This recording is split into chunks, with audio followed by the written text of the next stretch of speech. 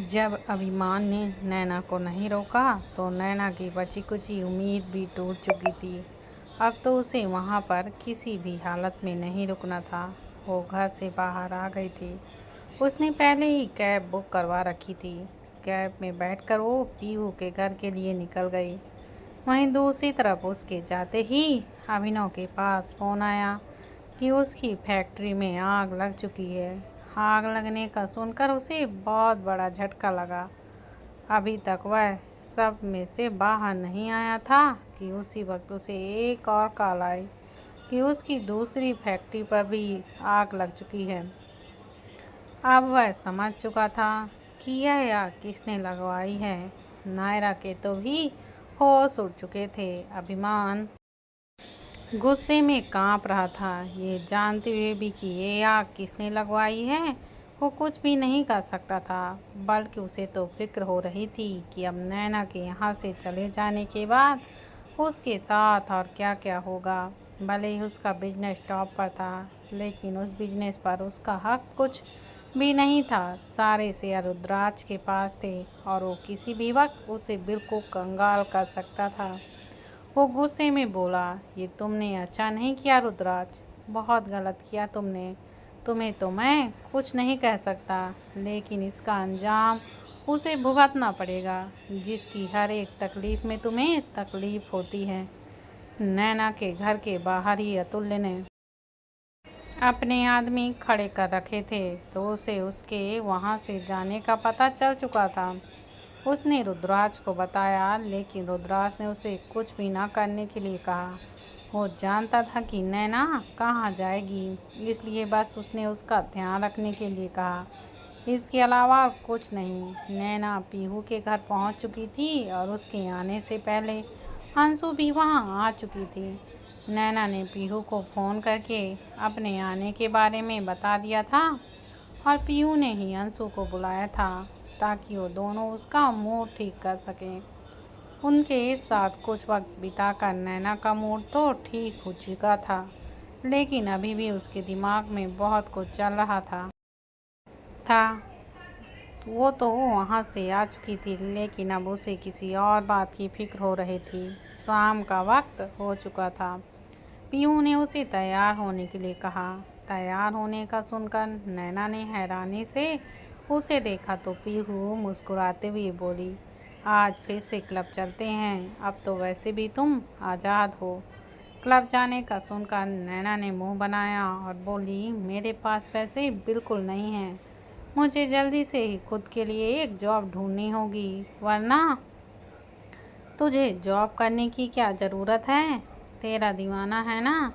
आज तक उसने कभी तुझे किसी चीज़ की कमी होने दी है जो अब होने देगा?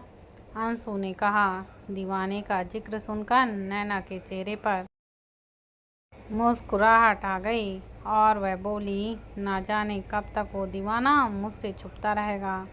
मुझे उसे देखना है, उससे मिलना है। आखिर मैं भी तो जानूं कौन है वो जो मेरा इस कदर दीवाना है।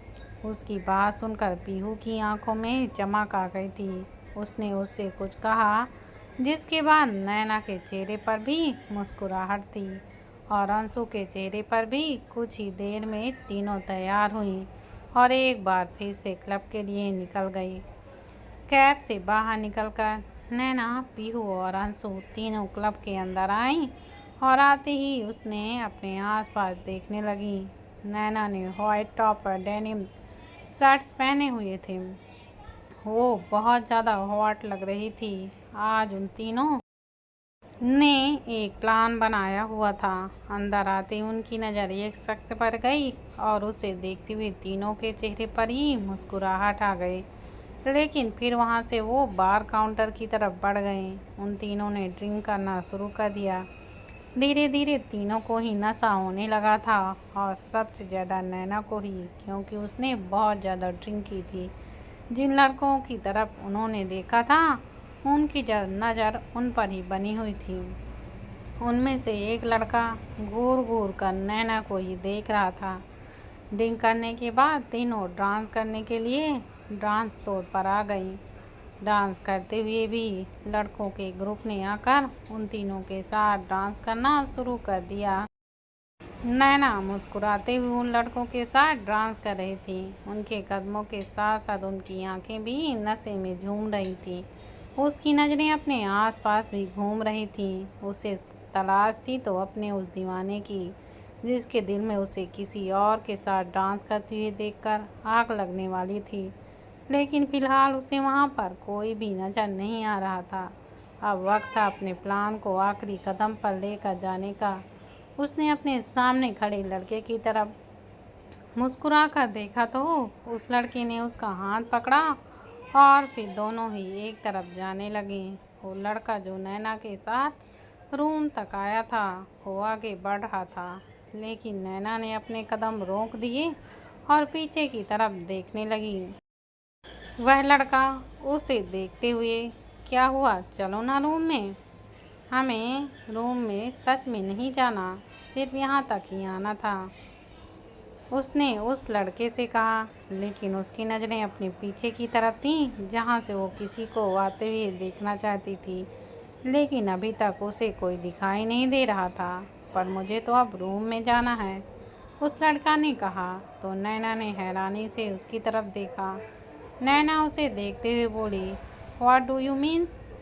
उसका सवाल सुनकर उस लड़के ने नैना की कमर पर अपना हाथ रखा और उसे अपने करीब खींचकर उसके गाल पर अपनी उंगलियां चलाते हुए बोला, तुम मेरा मतलब अच्छे से जानती हो baby girl. You know benefits enjoy करेंगे और सुबह होते ही सब कुछ भूल जाएंगे अगर तुम कंटिन्यू करना चाहो तो। कहते हुए उसका हाथ नैना की गर्दन तक आ चुका था। उसका ये बदला हुआ रंग देखकर नैना एकदम से हैरान रह गई। उसने खुद को उससे छुड़ाने की कोशिश की, लेकिन अभी उसने उसे हल्का सा धक्का ही दिया था कि उस लड़के ने उसे अपनी गोद में उठा लिया और उसे ज़बरदस्ती रूम के अंदर ले जाने लगा। नैना चिल्ला रही थी, औरत के सीने पर अपने हाथों से मार रही थी, लेकिन ना ही कोई उसकी चीखें सुनने वाला था और ना ही उस लड़के को कोई फर्क पड़ रहा था। उसने पहले से ही शायद सभी तैयारियां कर रखी थी। वो दरवाज़ा खोलकर नैना को अभी कमरे के अंदर लेकर ही आया था कि उसने सामने बेड पर एक शख्स को आराम से लेटे हुए दिखाई दिया। उसे देखकर वो हैरान हो गया और फिर रूम नंबर की तरफ देखने लगा। पहले उसे लगा शायद वो गलत रूम में आया है, लेकिन रूम नंबर तो बिल्कुल ठीक था। लेकिन उस शख्स को देखकर नैना की आंखें एकदम से बड़ी हो चुकी थीं और उसके चेहरे पर सुकून भी उतर गया था। सामने और कोई नहीं, रुद्राज ही था। उस लड़के ने नैना को अपनी गोद से उतारा और रुद्राज की तरफ देखते हुए बोला, कौन हो तुम और यहाँ मेरे रूम में क्या कर रहे हो? चलो निकलो यहाँ से। रुद्राज आप? नैना बोली और उसकी तरफ बढ़ी। रुद्राज भी अपनी जगह से खड़ा हो जाता है। रुद्राज भी अपनी जगह से खड़ा हो चुका था। नैना के मुंह से रुद्राज का नाम सुनकर उस लड़के के चेहरे पर हैरानी के भाव आ गए। कहीं ये वही लड़का तो नहीं जिसके बारे में नैना पता लगवाना चाहती थी। हालांकि रुद्राज का नाम सिर्फ मुंबई शहर में ही नहीं, पूरी दुनिया में हर किसी के लिए जाना पहचाना था। लेकिन वो लड़का रुद्राज को पहचान नहीं पाया, क्योंकि वो दूर दूर तक ये नहीं सोच सकता था कि इतनी बड़ी शख्सियत इस तरह से उसके सामने आ सकती है। नैना रुद्राज के पास आ गई और फिर उस लड़के की तरफ देखते हुए बोली, ये लड़का मेरे साथ बदतमीजी, पर तुम इसके साथ कर क्या रही थी लिटिल गर्ल? रुद्राज ने उसके बाद बीच में ही काट कर कहा। तो नैना के ही होश उड़ गए। अब वो उसे कैसे बताती कि इस लड़के ने उसने ही हायर किया था अपने दीवाने के बारे में पता लगाने के लिए, क्योंकि वो जो कोई भी है, अगर उसे ऐसे किसी लड़की के साथ देखता तो ज़रूर सामने आता, पर वो तो नहीं आया। ऊपर से ये लड़का ही नैना के साथ ज़बरदस्ती करने पर आ चुका था और रुद्राज की तरफ देखते हुए सहमी हुई बोली, ओ मैं ये छोड़ो कि ये यहाँ क्या कर रही थी, बल्कि इस बारे में बात करो कि अब इसके साथ क्या होने वाला है। जहाँ तक मुझे लगता है ये शायद तुम्हारे बारे में ही पता लगवाने के लिए मुझे यहाँ लेकर आई है, लेकिन अब मेरे पास एक ऑफ़र है, कहती वो लड़का रुद्राज की तरफ बढ़ा तो ऑफ़र वर्ड सुनकर ही रुद्राज की भौहें तन गई। उसकी बात सुनकर नैना भी डरने लगी थी, कहीं रुद्राज के सामने उसके दीवाने की बात आ गई तो। अभी वो डरते हुए सोच ही रही थी कि रुद्राज ने उस लड़के को गिरेबान पर पकड़ा और फिर एक जोरदार तमाचा उसके चेहरे पर जड़ दिया। एक ही तमाचे से उस लड़के के होठों से खून बहने लगा था और रुद्राज के हाथों की 5 उंगलियां उस पर छप चुकी थी। नैना तो अब और भी ज़्यादा डर गई। उसके कुछ बोलने की हिम्मत ही नहीं हुई। इतना ज़्यादा जोरदार थप्पड़ लगने से वो लड़का बिस्तर पर गिर चुका था। रुद्राज ने उसे गिरेबान से पकड़ लेकर वापस ऊपर से तरफ खींचा और अपने सामने खड़ा करते हुए कहा, रुद्राज सिंघानिया के सामने एक एक शब्द सोच समझकर बोलना पड़ता है और तुमने जो कहा उसके बाद तो तुम सारी जिंदगी अब कुछ कह ही नहीं पाओगे। कहते उसने उस लड़की को जोर से धक्का दिया। उसी वक्त अतुल्य दरवाजे के अंदर आया, उस लड़के को घसीटते हुए वहां से ले गया। ये सब देखकर नैना डर भी रही थी और हैरान भी हो रही थी। सबसे पहला डर तो उसे यही था कि रुद्राज के सामने सच्चाई ना आ जाए और दूसरी हैरानी ये थी कि रुद्राज यहाँ कैसे आया। उसने रुद्राज से कुछ कहने की कोशिश की, लेकिन इससे पहले ही रुद्राज ने उसकी तरफ देखा और फिर उसे देखते हुए उसके करीब आया।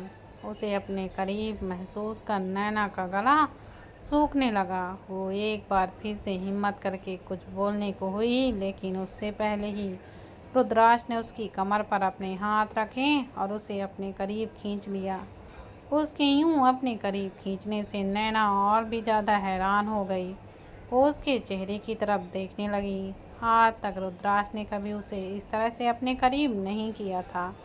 वो उसके चेहरे की तरफ देख रही थी और रुद्राज की नज़र अपने हाथों में पहनी हुई घड़ी पर थी, जिसमें 9 बजने वाले थे। नैना खुद को उससे थोड़ा दूर करने की कोशिश करते हुए बोली, मुझे लगता है मुझे यहाँ से चलना चाहिए। बाहर मेरी फ्रेंड इंतज़ार कर रही हैं, उन्हें उनके घर पर ड्रॉप कर दिया जाएगा, रुद्राज ने कहा और उसके कमर पर अपने हाथ थोड़े और ज़्यादा कस दिए। उसकी गहरी नज़रें नैना के चेहरे पर थीं। नैना कसमसाते हुए बोली, लेकिन मुझे भी उनके साथ उनके घर पर ही जाना है। वो अभी भी खुद को रुद्राज की पकड़ से छुड़वाने की कोशिश कर रही थी। उसे कुछ भी अच्छा नहीं लग रहा था। रुद्राज का ऑरा ही ऐसा था कि उसे उससे डर भी लगता था और वो हिचकिचाहट भी होती थी, लेकिन जितना वो खुद को उससे छुड़वाने की कोशिश कर रही थी, उतना ही रुद्राज उसे अपने करीब करते हुए कस रहा था। अब उसकी तरफ देखते हुए बोली, तुम उनके साथ नहीं जाओगी। सॉरी मिस्टर रुद्राज, लेकिन मैं अपने घर नहीं जा सकती। तुम अपने घर भी नहीं जाओगी। अपने घर भी तुम कल सुबह पहुंचोगी और अब तुम्हारा घर वो नहीं जो पहले था। रुद्राज ने कहा तो नैना उसकी तरफ देखती ही रह गई।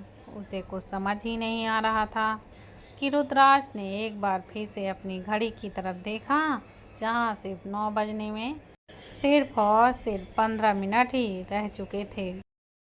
नैना हैरानी से बोली, मिस्टर रुद्राज, आप क्या कहने की कोशिश कर रहे हैं? पहुंचते वक्त उसके होंठ कांप रहे थे। उसे डर लगने लगा था। उसके कांपते हुए होंठों पर रुद्राज की नज़र पड़ती है तो उसके खुद के होंठ सूखने लगे। उसने बड़ी ही गहराई नजरें नैना के होंठों पर डाली तो नैना ने अपने होंठों को दांतों तले दबा लिया। रुद्राज मुस्कुराया और बोला, अभी मैं ऐसा कुछ नहीं करने वाला लिटिल गर्ल, अभी तो शादी का वक्त है जैसे उसने कहा, नैना की हैरानी और भी ज़्यादा बढ़ गई। उससे कुछ पूछते ही उससे पहले ही रुद्राज ने नीचे की तरफ अपना हाथ बढ़ाया और उसे अपनी गोद में उठा लिया। डर की वजह से नैना के हाथ रुद्राज के कंधे पर आ गए, लेकिन जल्दी उसने अपने हाथ हटाए और बोली, छोड़िए मुझे मिस्टर रुद्राज, मैं खुद चली जाऊंगी।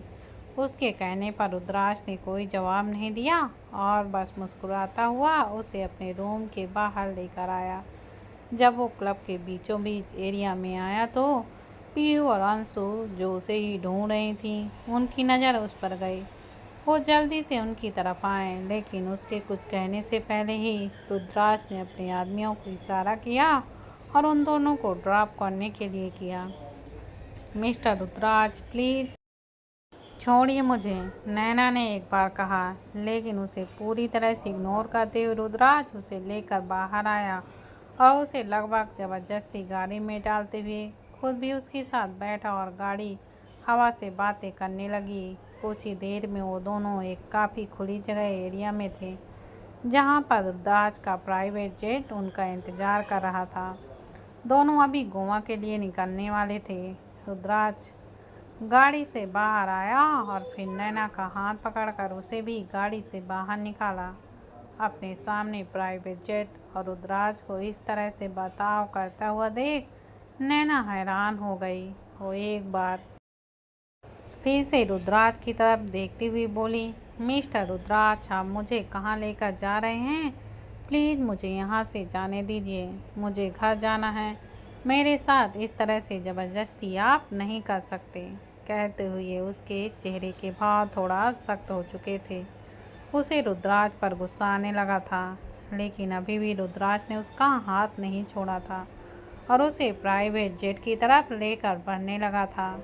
तो नैना ने ज़बरदस्ती उसे अपना हाथ छुड़वाया और उसे गुस्से से घूरते हुए बोली, आपको सुनाई नहीं देता क्या?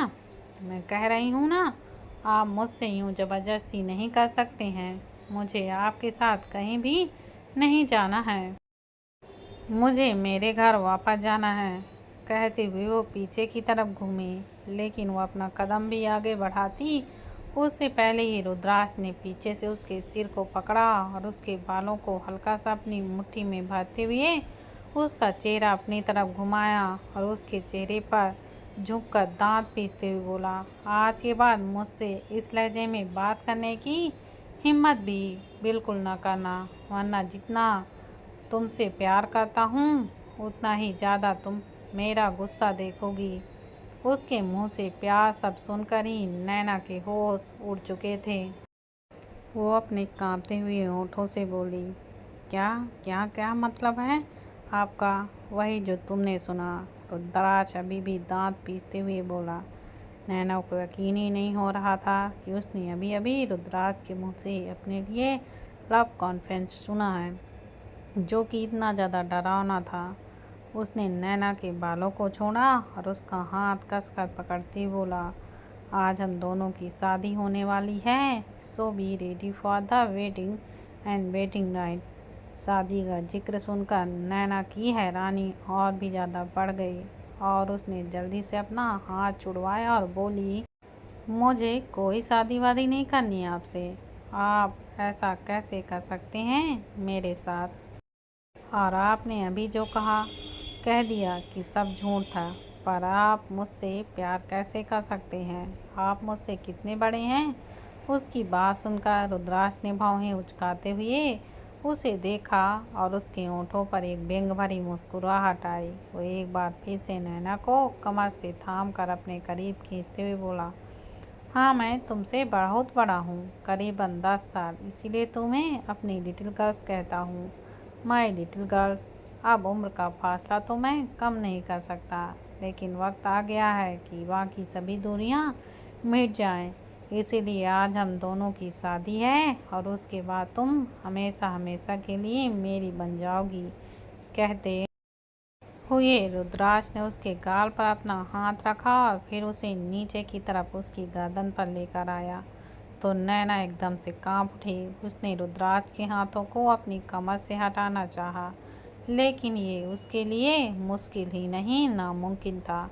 लेकिन फिर भी वो कोशिश कर रही थी। रुद्राज की बातें सुनकर अब उसे सिर्फ गुस्सा ही नहीं, चिढ़ भी मच रही थी। वो खींचते हुए रुद्राज की तरफ देखते हुए खुद को उससे छुड़ाने की कोशिश कर रही थी और उसे यूं बच्चों की तरह छटपटाते देख रुद्राज हंसा और उसकी तरफ देखते हुए बोला, तुम सिर्फ कहने को ही मेरी लिटिल गर्ल्स नहीं हो, बल्कि सच में ही एक छोटी सी बच्ची की तरह हो। तुम जानती हो कि मुझसे दूर हो पाना तुम्हारे लिए मुश्किल ही नहीं नामुमकिन है, लेकिन फिर भी कितनी कोशिश कर रही हो। Sorry girl, I don't want hurt you, but I don't not have any option now. कहते हुए रुद्राज ने उसको अपनी गोद से उठा लिया और प्राइवेट जेट की तरफ लेकर बढ़ा। नैना लगातार उसके सीने पर अपने हाथ चला रही थी और उसे खुद को छोड़ने के लिए कह रही थी। उसे रुद्राज पर बहुत ज़्यादा गुस्सा आ रहा था। उसकी आंखों से आंसू आने लगे थे।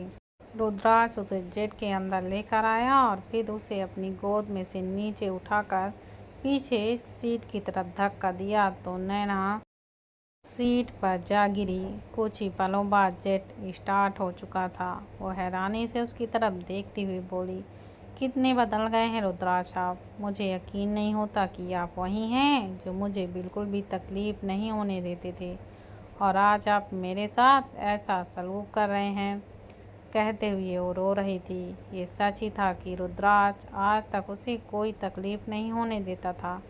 जब भी वो किसी मुसीबत में होती तो या तो रुद्राज या फिर अतुल्य उसे अपने आसपास ही मिलते थे और उसे उस मुसीबत से बचा लेते थे।